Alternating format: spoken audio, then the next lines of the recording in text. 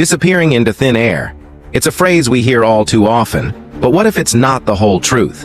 What if some of the most baffling missing person cases weren't disappearances at all, but carefully orchestrated vanishing acts? Throughout history, criminals have faked their own deaths for all kinds of reasons, to escape justice, to start over, or sometimes just for the thrill of it. The concept isn't just reserved for Hollywood thrillers like Gone Girl or Double Jeopardy. It's played out in real life with shocking consequences. The number 10 on our list is John Darwin, the canoe con man disappearing without a trace. It's the perfect crime, or at least that's what John Darwin thought. The year was 2002, and Darwin, a former prison officer in the UK, was drowning, but not in the sea. He was drowning in debt. His real estate investments had gone south, leaving him with mounting loans he had no way of repaying. Desperate to escape financial ruin, he and his wife Anne devised a plan. If John were to vanish, presumed dead, Anne could claim the life insurance payout, wipe out their debt, and start anew. It was a foolproof plan, or so they believed. John set off in his red canoe from Seaton Carew Beach in northeast England on March 21, 2002. Hours later, the Coast Guard received distress calls about an overturned canoe. A massive search was launched. Helicopters circled above, lifeboats scoured the waters, and rescue divers braved the cold North Sea, but there was no sign of John. Only his paddle and a broken piece of his canoe washed ashore. Authorities assumed the worst. John Darwin was dead. As the world mourned his loss, John was very much alive, hiding in plain sight. In reality, he had paddled a short distance down the coast and walked inland, where his wife, Anne, picked him up and drove him home.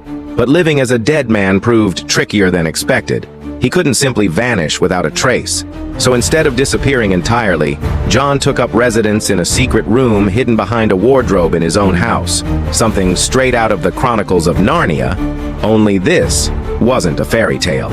This was fraud at the highest level.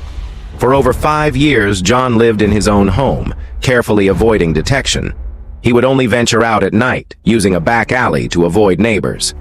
Anne played the role of the grieving widow to perfection. She tearfully told police how much she missed her husband. She collected his life insurance money, amounting to hundreds of thousands of pounds, and even sold their house to move abroad. Their plan was working. They were getting away with it. But greed is a dangerous thing. By 2007, after years of playing dead, John grew restless. He wanted to start a new life in Panama, where he and Anne had planned to buy property. But securing legal residency as a dead man was complicated. He needed proof of identity. And so, in a move that defied all logic, he brazenly walked into a police station, claiming to have amnesia. He insisted he had no memory of the last V years. The story was ludicrous, but authorities played along. Meanwhile, the media went wild. Headlines screamed about the Lazarus canoe man who had returned from the dead. Then came the moment that unraveled everything. While investigating the case, a journalist uncovered a photograph taken in Panama in 2006, showing John and Anne smiling at a real estate office. The picture was damning, the evidence undeniable. The couple had faked John's death, lied to everyone, and attempted to defraud insurance companies. Anne was arrested first.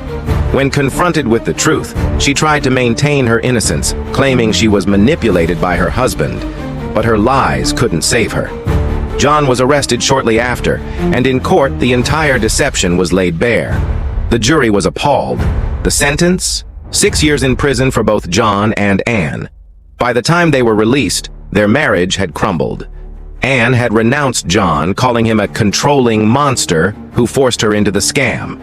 Meanwhile, John Darwin, the man who once thought he could outsmart the system, was left with nothing but his own disgrace. It was the perfect crime, until it wasn't. The number 9 on our list is Igor Vorotinov.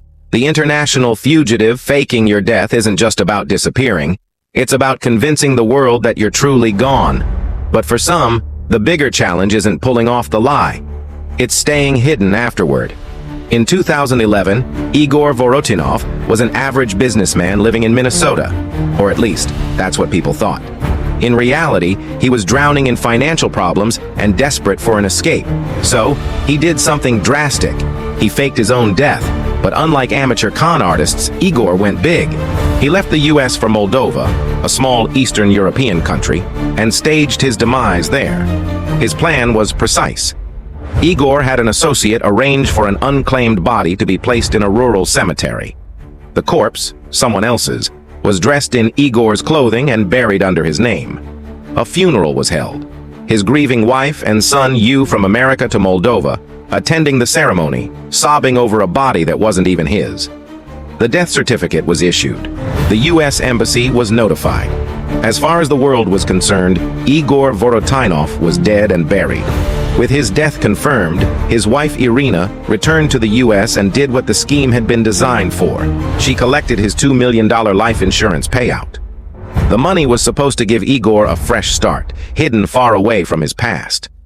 And for a while, it worked. He went completely off the grid, living in Eastern Europe under a new identity. But here's the thing about faking your own death. It's never just one lie. It's a web. And the more people involved, the greater the risk of exposure. The cracks started to show when Igor's wife, Irina, got too comfortable. She transferred large sums of the insurance money to bank accounts in Europe, accounts linked to Igor. That alone was suspicious. But what sealed their fate was a mistake that many criminals make. They underestimated their own family. Their son, Alkan, had been in on the scheme from the beginning. He had gone to Moldova for the fake funeral. He had seen the body in the casket. And years later, when federal investigators began questioning him about his father's sudden and suspicious death, the pressure became too much. Alkan cracked. Once the truth was exposed, authorities moved quickly. The U.S. government charged Irina with fraud, and she was sentenced to 37 months in prison. But Igor? He was still a ghost. He had vanished into the shadows of Eastern Europe, leaving behind the wreckage of his old life. For years, he remained untouchable. That is, until 2018, when his luck ran out. Acting on a tip, federal agents finally tracked him down in Ukraine. The man who had faked his own death to escape trouble found himself in an even bigger mess. He was arrested and extradited to the U.S. In court, he had no more lies left to tell. The evidence was overwhelming, and the jury had no sympathy for a man who had not only committed fraud, but had also forced his own family to live a lie. Igor Vorotinov was sentenced to prison, his scheme now just another cautionary tale about the dangers of thinking you can outsmart the system. The number 8 on our list is Aubrey Lee Price, the pastor turned Wall Street swindler. Sometimes a criminal doesn't need violence or a weapon to leave destruction in their wake. Sometimes all it takes is trust and betrayal on a massive scale. Aubrey Lee Price was a man people believed in. A former Baptist pastor, he was supposed to be a man of faith, a guide, someone who could be trusted with people's futures, their savings, their very livelihoods. But instead, he became a fraudster who nearly got away with everything. In the early 2000s, Price left the pulpit behind and entered the high-stakes world of finance. He became an investment advisor, a money manager, and eventually, the director of a failing bank in Georgia. He promised his clients, many of them members of his former congregation, that he would keep their investments safe, that he would grow their money, that their future was in good hands. But it was all a lie. As the years passed, Price's investments started crumbling. He made risky trades, lost millions, and when things spiraled out of control, he did what so many fraudsters do. He covered it up. He forged bank documents, manipulated records, and kept sending fake account statements to his clients, convincing them their money was still there. In reality, he had lost nearly $40 million, most of it belonging to retirees who had trusted him with their life savings. By 2012, the walls were closing in. Investigators were catching on, and Price knew that once the truth came out, he was looking at decades in prison. So, he hatched a plan. He didn't just want to disappear. He wanted the world to believe he was dead. On June 16, 2012, Price boarded a ferry in Key West, Florida, bound for Fort Myers. Witnesses saw him on deck, looking out at the endless blue of the ocean. And then, he was gone. The next day, a letter arrived at his family's doorstep. A confession. Price admitted he had lost everything, that his fraud had consumed him, and that he was going to take his own life. His loved ones were devastated. For the authorities, it seemed like a tragic ending to a financial scandal. The case was closed. The manhunt was called O. But Aubrey Lee Price was very much alive. Instead of drowning in the Gulf of Mexico, he went into hiding. He traveled through Latin America, bouncing from Venezuela to Guatemala, living under false identities. He grew out his hair and beard, taking on the rugged look of a drifter. Eventually, he made his way back to the United States, settling in a rural Georgia town under an assumed name. No longer a financial guru, no longer a pastor. Now he was just a small-time drug dealer and part-time chicken farmer. For over a year, he remained undetected, blending into the shadows. But as with most criminals who fake their own deaths, he got too comfortable. In December 2013, while driving through Brunswick, Georgia, Price was pulled over for a routine track stop. When the officer ran his fingerprints, the truth came crashing down. The man in the driver's seat wasn't just some long-haired wanderer. He was a fugitive, a fraudster, a man who had deceived the entire country. His trial was swift. The evidence was overwhelming. In 2014, Aubrey Lee Price was sentenced to 30 years in prison, his dreams of escaping justice shattered. The number 7 on our list is Clarence Roberts, the man who burned twice. The story of Clarence Roberts is like something out of a twisted crime thriller, only it's all real. Imagine dying not once, but twice, and still leaving the world wondering if you ever truly perished. That was the strange, haunting legacy of Clarence Roberts, a man who may have pulled off one of the most bizarre death hoaxes in American history. To understand the bizarre double death of Clarence Roberts, we have to go back to the 1970s. Roberts had once been a respected figure in the small town of Nashville, Indiana. A former city council member and a successful businessman, he was the kind of man people trusted. But behind the surface, his life was crumbling. His financial troubles were mounting. Bad investments, debts, and failed business ventures had left him drowning in bills. And when a man like Clarence Roberts found himself backed into a corner, he didn't look for a way out. He looked for a way to vanish. Then came the first fire. In 1970, a blaze erupted at a small house belonging to Roberts.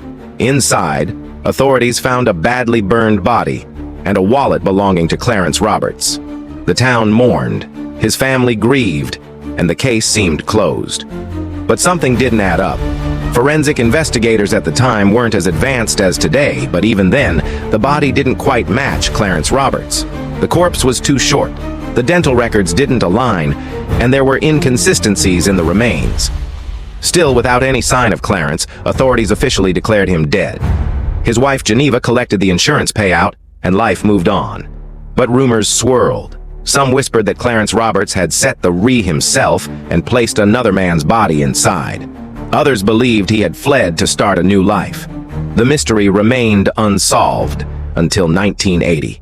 10 years later, another fire broke out, this time at the home of Geneva Roberts, Clarence's widow. And inside that inferno, 2 bodies. Geneva was unmistakably one of them. But the other? This time, it was Clarence Roberts. Or at least, that's what they concluded. The details surrounding the second ray were chilling. Geneva had been living alone, but in the years leading up to the blaze, there had been whispers of a strange man staying in her home. Some claimed Clarence had secretly returned and was hiding in plain sight. Others believed Geneva had discovered the truth about his initial faked death and had been blackmailed into keeping quiet. On the night of the fire, Geneva's house erupted in flames in a way that suggested arson. Witnesses saw a man, who strongly resembled Clarence Roberts, lurking around the property just before the blaze. When the department arrived, the house was too far gone to save. Among the debris, they found Geneva's charred remains, and near her, the second body. Authorities concluded that Clarence Roberts had been alive for a decade, hiding in the shadows, and had finally returned to his old life, only to meet his true end in yet another inferno. But even then, questions lingered. Did he return willingly, or had someone forced him out of hiding? Did he kill Geneva before setting the or were they trapped together? And most importantly, was the second body really his this time? To this day, no one knows the full truth behind Clarence Roberts' mysterious double death. What we do know is that his tale remains one of the most bizarre and eerie cases of a criminal trying to cheat death. only to end up burned by his own deception. Because sometimes when you try to play God, the fire you start ends up consuming you. The number 6 on our list is William Grothier, the doctor who vanished in the clouds. What if a plane crashed, but the pilot was nowhere to be found? No remains, no parachute, no blood. Just an empty wreckage and an even emptier trail of answers. That's exactly what happened in 1987 when Dr. William Grothier, a successful physician, orchestrated one of the most perplexing disappearances in aviation history. Grothier wasn't your average doctor. He was a man drowning in debt, facing legal troubles, and desperate for a way out. To the outside world, he was an accomplished medical professional, but behind the white coat, there was a man who had been playing fast and loose with money, and now the walls were closing in. By the time he hatched his escape plan, Grothier was facing financial ruin. The IRS was after him. Creditors were circling like vultures, and soon he'd have nothing left. He needed a way to disappear, permanently. And so, he turned to one of the most daring escape methods possible, faking his death in a plane crash. It was the perfect setup. A IT plan was led. Grothier took off from Jacksonville, Florida, in his private aircraft, heading toward a supposed business trip. But somewhere along the way, things took a strange turn. A distress signal was sent out, just enough to make it sound convincing. Then, silence. Authorities responded quickly, scouring the area where the signal had been sent. Wreckage was found, confirming that the plane had indeed gone down. But the body? Nowhere. No human remains. No signs of an ejection. It was as if Grothier had simply vanished into thin air. Investigators weren't entirely fooled. Something about the crash seemed off. The plane had been stripped of key components, almost as if someone had staged the wreckage rather than actually perishing in it. And then there was the fact that Grothier had been seen withdrawing large sums of money before the flight. Hardly the actions of a man who thought he was about to die. For years, Grothier's disappearance remained a mystery. He had no obvious accomplices, no known hideout. But as with all great hoaxes, the truth eventually surfaced. The doctor who had supposedly died in the clouds had actually slipped away to start a new life, and his past was about to catch up with him. Years later, he was discovered alive and well, living under an assumed identity in Texas. He had managed to evade capture for a while, but the law never truly forgets. When the authorities finally caught up with him, he was arrested, charged with fraud, and forced to face the consequences of his elaborate deception. The number 5 on our list is Juan Paredes, the cartel hitman who cheated death. The case of William Grothier serves as a stark reminder that no matter how clever the plan, no matter how well staged the crime, the truth has a way of resurfacing. He thought he could vanish into the night, but the past always has a way of finding those who run from it. In the brutal world of the Mexican drug cartels, death is inevitable.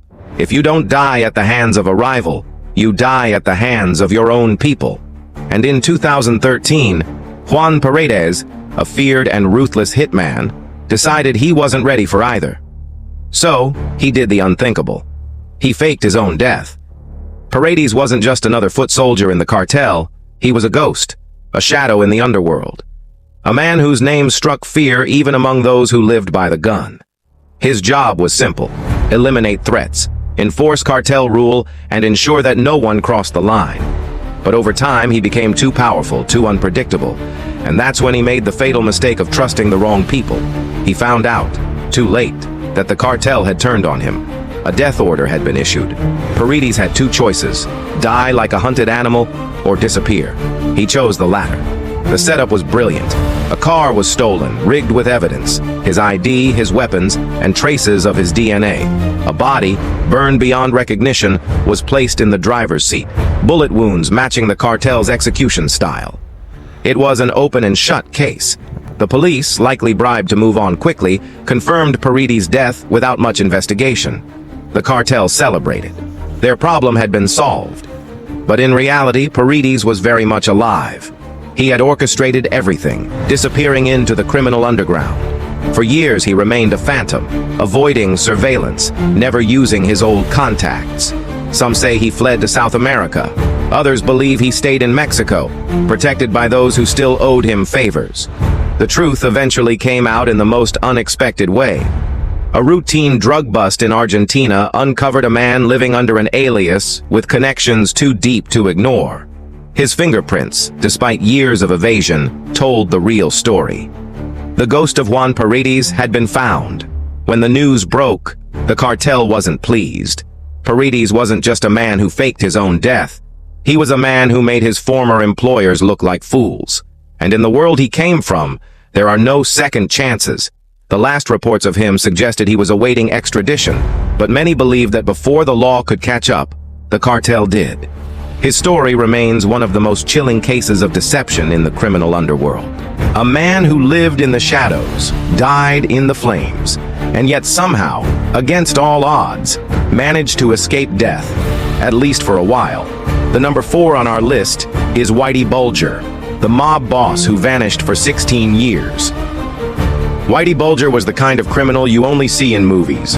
A ruthless mob boss who ran the Boston underworld for decades, controlling everything from drug tracking to extortion to murder. But what made his story truly infamous was not just his crimes, but his ability to disappear without a trace. For years, he was more than just a gangster. He was an FBI informant, feeding the feds intel on rival gangs while eliminating his enemies with their silent approval. But that deal couldn't last forever. By 1994, his double life was unraveling. His longtime handler at the FBI, John Connolly, tipped him off that an indictment was coming. Bulger wasted no time. He and his longtime girlfriend, Catherine Gregg, slipped out of Boston and into the abyss. For the next 16 years, the world believed he had either fled overseas or had been killed by the very people he once ruled over. The FBI launched one of the largest manhunts in history. His name was plastered on wanted posters, his face broadcast on national news. But despite all the efforts, Bulger was nowhere to be found. His secret? Simplicity.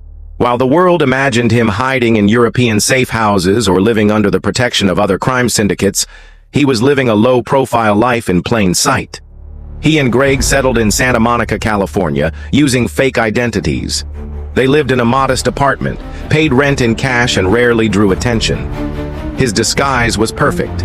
An old man with white hair, dark glasses, and a quiet demeanor. To neighbors, he was just Charlie, a retired gentleman who loved dogs and kept to himself.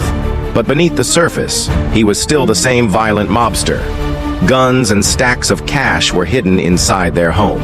Even as he played the role of a quiet retiree, he remained paranoid, always carrying weapons and watching for the slightest sign of danger. The end came in 2011, not through high-tech investigation or deep undercover work, but through a simple tip from an unlikely source. The FBI had started targeting Gregg in their search, running a campaign aimed at people who might have seen her. A former neighbor from their Boston days recognized her and called it in. When agents stormed the Santa Monica apartment, Bulger didn't fight. He was caught with over $800,000 in cash, 30 weapons, and a lifetime of secrets. At 81 years old, the once feared king of the Boston underworld was finally behind bars. In 2013, he was convicted of multiple murders and sentenced to 2 life terms. But even in prison, his past caught up with him. In 2018, at age 89, Whitey Bulger was brutally beaten to death by fellow inmates in West Virginia. His life ended the same way he had lived it. Violently, mercilessly, and steeped in crime. Whitey Bulger's story isn't just about a gangster. It's about a man who played both sides of the law, manipulated the system, and evaded justice for nearly 2 decades. He was the real-life embodiment of a crime thriller, a character straight out of The Departed. Except in his case, the truth was even more twisted than fiction. Number 3 on our list is John Paul Sr., the racing champion turned drug kingpin. John Paul Sr. wasn't just a race car driver. He was an outlaw, a smuggler, and a fugitive who used his skills behind the wheel to run one of the most elaborate drug trafficking operations in American history. Born in the Netherlands but raised in the US, Paul had 2 passions: speed and money.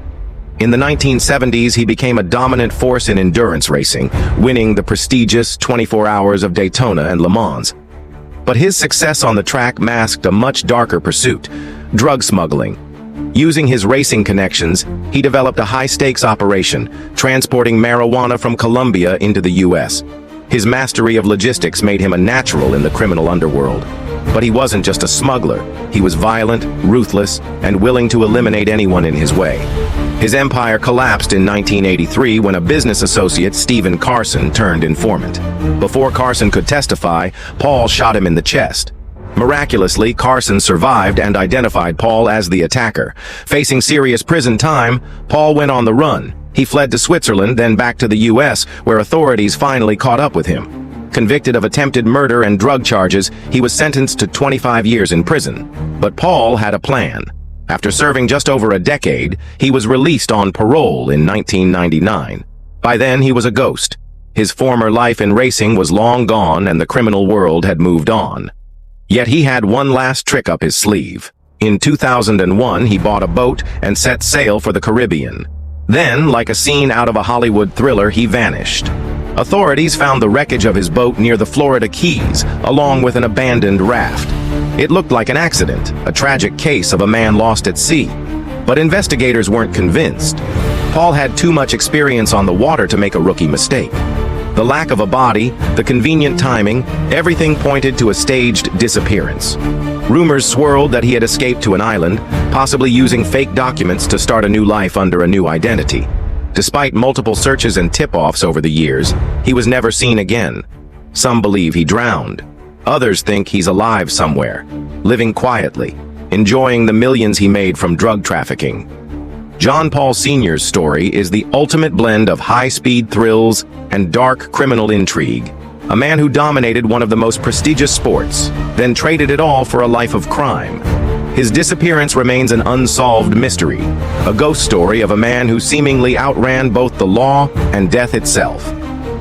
The number 2 on our list is Lord Lucan, the aristocrat who vanished into thin air. On the night of November 7, 1974, a horrific crime took place in the elegant Belgravia home of Lucan's estranged wife, Veronica. A nanny, Sandra Rivet, was bludgeoned to death with a lead pipe, struck with such force that blood spattered the walls. Moments later, Veronica was also attacked, but she managed to escape, running to a nearby pub, bleeding and in shock. She named her attacker immediately, her husband, Lord Lucan. Lucan was no ordinary criminal. He was a British aristocrat, a member of the House of Lords, and a man who moved in elite social circles. But beneath the polished exterior was a man plagued by gambling addiction and financial ruin. He had lost custody of his children in a bitter divorce, and many believed that his real target that night wasn't the nanny, but his ex-wife. When the police arrived at Lucan's residence, they found it abandoned. His car was discovered later, bloodstains on the seats, but no sign of the man himself. It was as if he had evaporated. Over the decades, theories about his fate have become the stuff of legend. Some believe he fled to Africa, living under an alias among the expatriate elite. Others claim he became a Buddhist monk in India, or that he was secretly killed by wealthy friends who wanted to protect his reputation. His family insists he drowned himself in the English Channel, ashamed and desperate. But nobody has ever been found. No concrete proof has ever surfaced. His story has been referenced in pop culture for decades, inspiring films, books, and conspiracy theories. The 2016 film A Serpent in Paradise delved into the enigma of his disappearance, while The Bank Job, 2008, hinted at possible connections to Britain's criminal underworld. In 2016, the British courts officially declared Lord Lucan dead. But for many, his fate remains one of the greatest mysteries in modern history. Did he end his own life? Did he escape justice, living out his days in hiding? Or did he, like so many others before him, simply vanish into the fog of history, leaving behind nothing but speculation and whispers? The number 1 on our list is Xavier Dupont de Ligonnès, the man who erased his family and himself. On April 21, 2011, French authorities made a horrifying discovery in the backyard of the Dupont de Ligonnès family home. Underneath the carefully placed soil, wrapped in blankets and plastic, were the bodies of 5 people: Agnès Dupont de Ligonnès and her 4 children, Arthur, Thomas, Anne, and Benoit. Each had been shot execution-style with a silencer-equipped rifle. Even the family's two pet Labradors had been killed and buried alongside them. But there was one person missing: Xavier Dupont de Ligonnès, the family patriarch. Xavier was not your typical fugitive. He came from aristocratic lineage, a man of charm and intelligence. He had a network of wealthy friends, a background in business, and an uncanny ability to manipulate those around him. But behind closed doors, his life was crumbling. Financial ruin loomed over him, his business ventures had failed, and he was drowning in debt. Investigators believe that rather than face his downfall, he orchestrated a meticulous plan. He withdrew large sums of money, canceled his children's school enrollments, and told neighbors that the family was relocating to Australia for a witness protection program. Then, one by one, he systematically executed his entire family.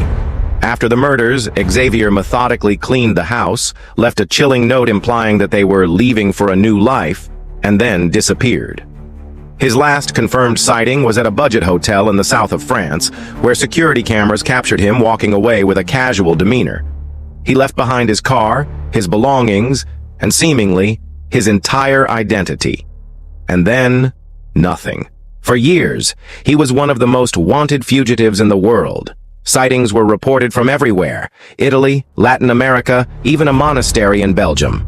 In 2019, a man was arrested in Scotland after authorities suspected he was Xavier, but DNA tests proved otherwise.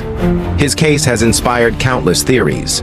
Did he flee to a foreign country and start anew under a different name? Did he take his own life in the remote French countryside, his body never to be found? Or is he still out there blending into society, knowing that he got away with the perfect crime? Xavier Dupont de Ligonnès remains one of the most mysterious fugitives of the 21st century. A man who erased his own life as cleanly as he erased his family. If there's one thing we've learned from these cases, it's that faking your own death is no simple magic trick.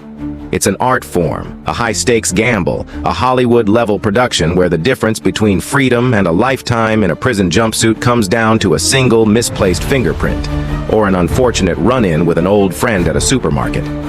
We've seen people stage elaborate plane crashes, dive into fake witness protection programs, and even disappear into the seedy underworld of international crime, only to be undone by a credit card charge at a McDonald's. Some went for dramatic exits, vanishing into the mist like a crime noir anti-hero, while others failed so spectacularly that even a cartoon villain would shake his head in disappointment. There's a certain absurdity in these stories. One man thought a botched house fire would be the perfect cover, only for authorities to discover the real owner of the burned corpse. Another decided a small-town murder was just the excuse he needed to step off the grid, except he forgot that entire countries tend to keep records of their citizens. And of course, there's always the classic blunder, faking your own death but staying in the same country, as if a new haircut and a pair of sunglasses would be enough to throw off the police. But despite their flaws, there's something undeniably fascinating about people who pull off the ultimate vanishing act. Is it arrogance, desperation, a masterstroke of deception, or just a really bad idea fueled by too many true crime documentaries? If you found this interesting, don't forget to like, subscribe, and hit the notification bell so you never miss a new upload. And as always, stay safe, stay aware, and I will see you in the next one.